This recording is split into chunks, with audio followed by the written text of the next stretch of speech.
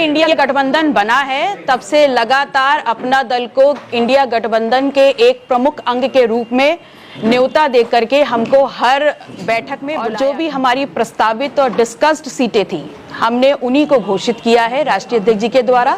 ना उससे एक कम है ना एक ज्यादा। और आप देख रहे हैं यूपी अपडेट 24/7, यूपी की A to Z खबर दिन भर।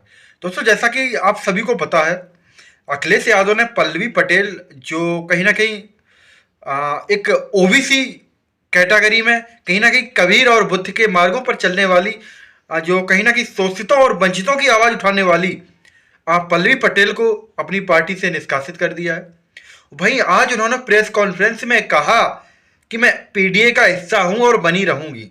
अखिलेश यादव ने मुझे गठबंधन से अलग किया है तो क्या हमारी पार्टी खुद की है? तो कहने का मतलब यही है, कहीं ना कहीं स्वामी प्रसाद मौर्य के साथ इनके जाने के जो कयास लगाए जा रहे हैं वो कहीं ना कहीं हमें ठीक होते भी दिख रहे हैं।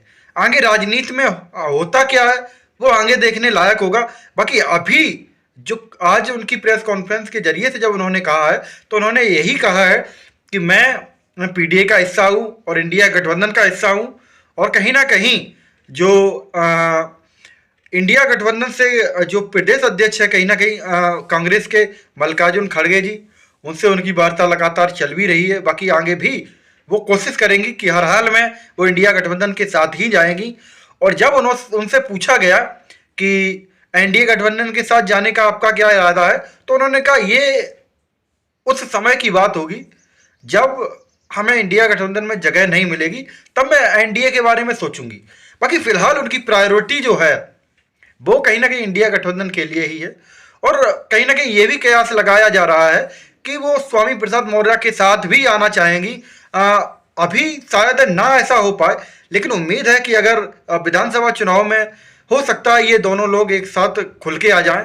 और कहीं ना कहीं जिस तरीके से इन लोगों की जो कहीं ना कहीं शोषित और वंचितों की आवाज़ उठाने वाले स्वामी प्रसाद मौर्य और साथ ही साथ उनके कंधे से कंधा मिलाकर चलने वाली कहीं ना कहीं पल्लवी पटेल, क्योंकि ये भी कहीं ना कहीं भगवान बुद्ध को अपना आराध्य मान के चलती हैं, ये भी कहीं ना कहीं शोषित और वंचित समाज से ही आती हैं, शोषितों वंचितों की आवाज़ ही उठाने वाली हैं। तो कहीं ना कहीं इन दोनों की विचारधारा से यही लगता है कि आने वाले विधानसभा चुनाव में कहीं ना कहीं स्वामी प्रसाद मौर्य और कहीं ना कहीं पल्लवी पटेल, जिस तरीके से इन दोनों की पार्टी का कहीं ना कहीं विलय जरूर होता हुआ दिखेगा। बाकी आने वाले समय में होता क्या है और कहीं ना कहीं लोकसभा चुनाव में भी क्या होता है उसके बारे में ये देखने लायक होगा।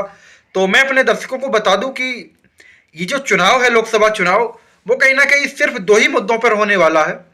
एक तो पिछड़े और दलितों की आवाज़ पर, और दूसरा कहीं ना कहीं बीजेपी का हमेशा एजेंडा रहा है धर्म का।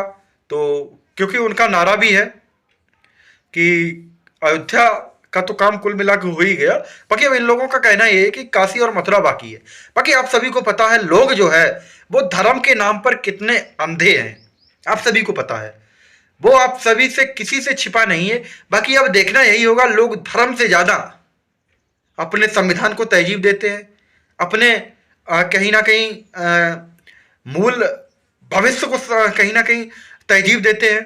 क्योंकि ये तो सभी को पता है, जिस तरीके से स्वामी प्रसाद मौर्य ने कल ही नारा दिया था, संविधान को बचाना है, भाजपा को भगाना है। बाकी अब इन दोनों के मुद्दों को लेकर जिस तरीके से इंडिया गठबंधन का पीडीए का जो नारा है, बाकी भाजपा का तो आप सभी से किसी से छिपा ही नहीं है।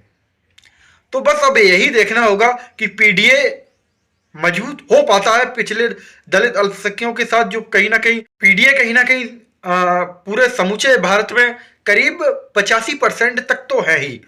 बाकी इनका आंकड़ा प्लस ही हो सकता है, अब माइनस होने का कोई भी गुंजाइश नहीं है। बाकी अब यही देखना होगा कि यह 85% अपने हक और अधिकार की लड़ाई लड़ पाते हैं या नहीं, या फिर वो सिर्फ 15% ही फिर से इन लोगों पर राज करते हैं। आगे देखने के लिए आपको से हम अपडेट बने रहेंगे। बाकी आप हमारे इस चैनल को लाइक शेयर और सब्सक्राइब जरूर कर लीजिएगा। Thank you. नमो बुद्धाय। जय सम्राट, जय संविधान, जय भीम, जय भारत।